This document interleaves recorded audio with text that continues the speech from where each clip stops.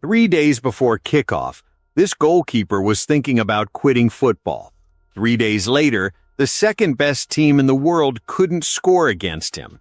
What happened next turned a routine World Cup opener into one of the most unexpected stories of the tournament. He wasn't supposed to become the hero of this match. And once you hear how close this entire story came to never happening, that 0-0 scoreline feels completely different. 27 shots, 0 goals. Spain versus Cape Verde, and this is just the beginning of the story. Because it only gets stranger from here. Nobody saw any of this coming. Spain didn't come into this World Cup as one of the favorites. They came in as the favorite, reigning European champions, ranked second on the planet. 15 years without lifting the trophy, and this felt like the year everything finally clicked. Their opening game? Cape Verde, an island nation of 500,000 people in the Atlantic Ocean. A country that had never once, in its entire history, qualified for a World Cup before. They got here by beating Cameroon in qualifying. An incredible story on its own. But when the draw came out, most people saw this as a free 3 points for Spain. Here's what actually happened. Spain had the ball for most of the match. They created chance after chance. By the final whistle, they had taken 27 shots, 27 attempts to score against a team playing their first ever World Cup match. And the scoreboard reads 0. A 0-0 draw. The European champions held. And by the end, it didn't even feel like a draw. It felt like Spain had spent 90 minutes chasing a locked door. So how does that happen? It starts with one man. And his story is unlike anything else at this World Cup. His name is Vozinha, and you need to understand who this person is before you understand what happened on Monday night. He's 40 years old. To put that in perspective, he turned professional back in 2007. The same year Lamine Yamal, Spain's 18-year-old superstar, was literally born. He didn't even go pro until he was 25. His entire career has been spent moving through smaller clubs in Cape Verde, Portugal, and Angola. Right now he plays second division football in Portugal for Chaves. Not a name most football fans would recognize. Not a Ursum that screams World Cup goalkeeper. And before this tournament, he was seriously considering walking away.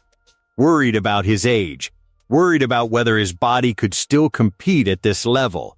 His coaches and teammates had to convince him to stay.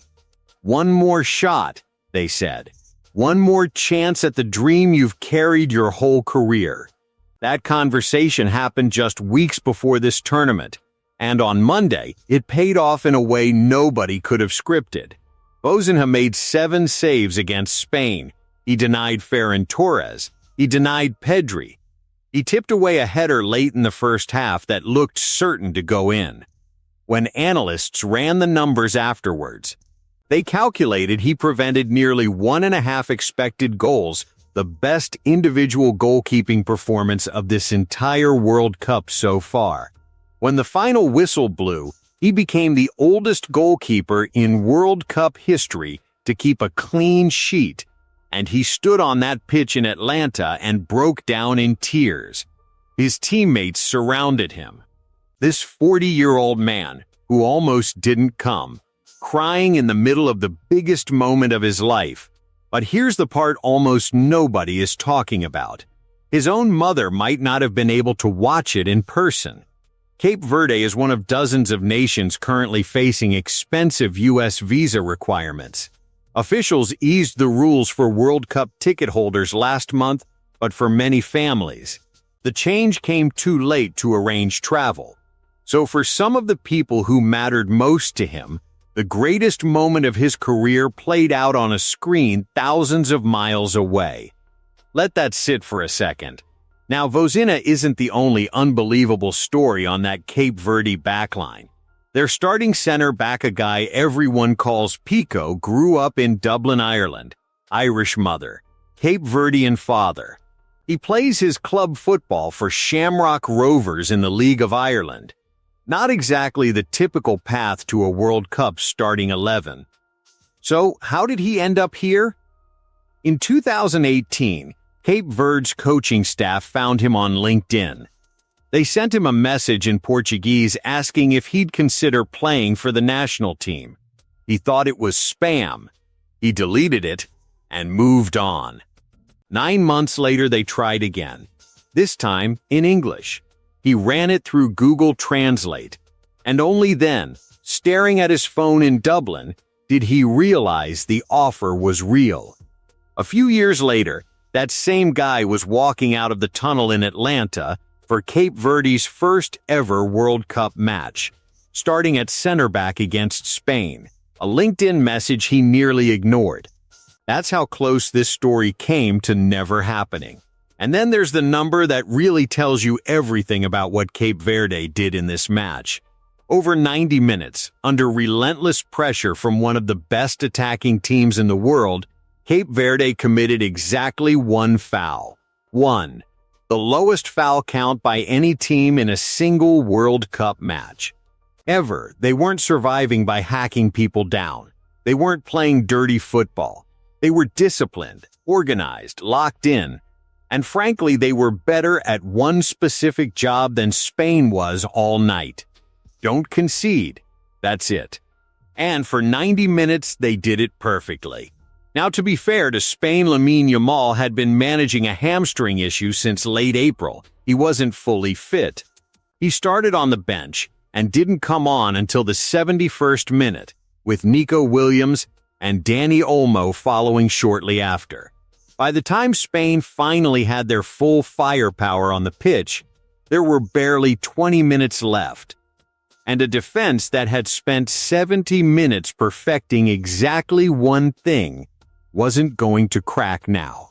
And just when you thought the day couldn't get more chaotic, hours after full time, Saudi Arabia and Uruguay played their own opener. It finished 1-1. Saudi Arabia led for most of the match. Uruguay scrambled a late equalizer. Add it all together. After one single day of football in this group, every team had exactly 1 point. Spain, Cape Verde, Uruguay, Saudi Arabia. All level, nobody safe. Nobody can afford a single slip for the rest of this group stage. This is what a World Cup looks like when the results actually matter. Because here's the real takeaway from Monday night. World Cups are not decided by rankings. They're not decided on paper. They're not decided by how many superstars a team can list in their starting lineup.